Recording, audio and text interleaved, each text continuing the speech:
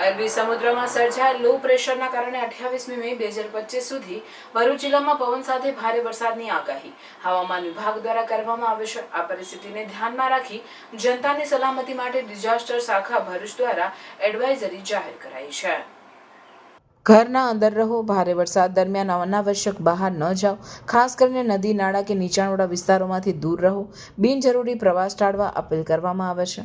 Torch, battery, દવા, પીવાનું પાણી, સૂકા ખાદ્ય પદાર્થો વગેરે જરૂરિયાતનો જથ્થો હાથ વગો રાખવો, વીજળીના તારથી દૂર રહો, ભીંજાયેલા વીજ તાર, વીજ ઉત્પાદન સાધનો કે ખુલ્લા કનેક્શનથી દૂર રહો, મોટર વાહનો ચલાવતી વખતે સાવધાની રાખો, જો બહાર જવું જરૂરી હોય તો વાહન ધીમે ચલાવો અને પાણી ભરાયેલા રસ્તાઓ ટાળો। હવામાન વિભાગ તથા સ્થાનિક તંત્ર દ્વારા આપવામાં આવતી સૂચનાઓનું પાલન કરો।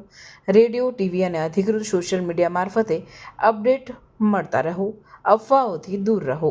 તે ઉપરાંત દરિયામાં ગયેલ માછીમારોને તુરંત જ દરિયા કિનારા પર પાછા ફરવા ખાસ જણાવવામાં આવેલ। સાથે માછીમારો પ્રવૃત્તિ માટે દરિયામાં નદીમાં ન જવા ખાસ તાકીદ કરવામાં આવે છે। તેમજ મીઠાના અગરમાં કામ કરતા અગરિયાઓએ સલામત સ્થળે ખસી જવા ખાસ જણાવવામાં આવેલ છે।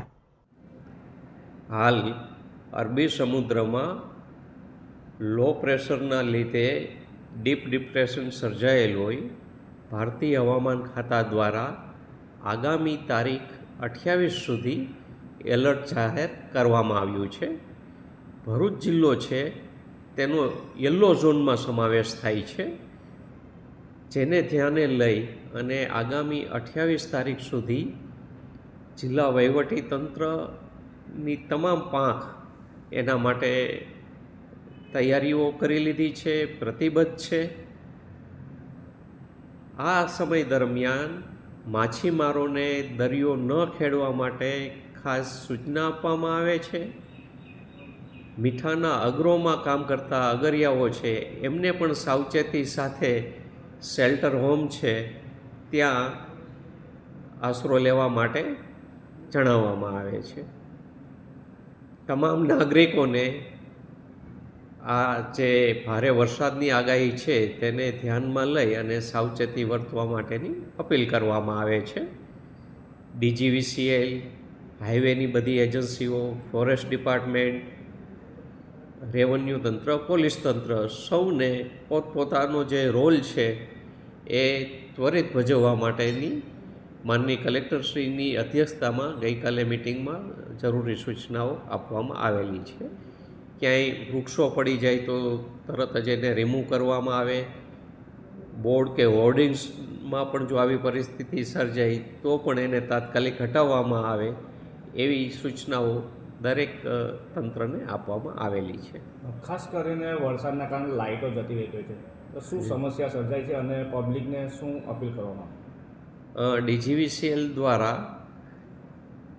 જ્યારે વધારે પવન ફૂંકાતો હોય ત્યારે સલામતીના પગલાં રૂપે પાવર કટ કરે છે, પણ એ ઝડપથી પુનઃસ્થાપિત થાય એના માટે રાત દિવસ DGVCLના તંત્રને પણ સૂચના આપેલી જ છે કે ઝડપથી વીજ પુરવઠો કાર્યરત થઈ જાય એના માટે એ લોકો પણ પ્રતિબદ્ધ છે, તો લોકો પણ એમાં સહકાર આપે એવી અપીલ છે।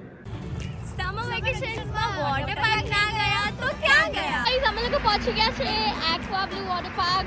અમે અમારા દરેક ઉનાળાના વેકેશનમાં એક્વા બ્લુ વોટર પાર્ક તો આવીએ જ। અહીંયાના લોકો એટલા ફ્રેન્ડલી છે કે અમને એમની જોડે બી બહુ મજા આવે। અહીંયાની ટિકિટ્સની પ્રાઇસ પણ બહુ નોમિનલ છે। અહીંયા સારા સ્વિમિંગ કોસ્ટ્યુમ્સ આપણને રેન્ટ પર મળી જાય છે। એમના ત્યાં ક્લીન રૂમ્સ બી છે જ્યાં આપણે કોસ્ટ્યુમ્સ ચેન્જ કરી શકીએ છીએ અને લોકર્સ માટે પણ બહુ સારી સુવિધા છે। ચલો હવે જઈએ પાર્કમાં એન્જોય કરવા। અહીંયા પાણી પણ બહુ ક્લીન છે અને મસ્ત ઠંડુ છે, મજા જ આવી જાય। અહીંયા બહુ બધી વોટર રાઇડ્સ છે। વોટર રાઇડ્સમાં એટલી મજા આવી કે એકવારમાં તો મન ભરાય જ નહીં। અહીંયા દરેક એજ ગ્રુપના લોકો એટલું મજા કરે। અહીંયા તમને વિશાળ પાર્કિંગ માટે જગ્યા મળી જશે। એક્વા બ્લુ વોટર પાર્ક આવેલું છે કરજણ કંડારીમાં। હવે ખાલી રીલ જ જોયા કરશો કે પછી તમે બી ત્યાં વિઝિટ કરશો? તો સમર વેકેશન પતે એની પહેલાં એક્વા બ્લુ વોટર પાર્ક જવાનું ભૂલશો નહીં।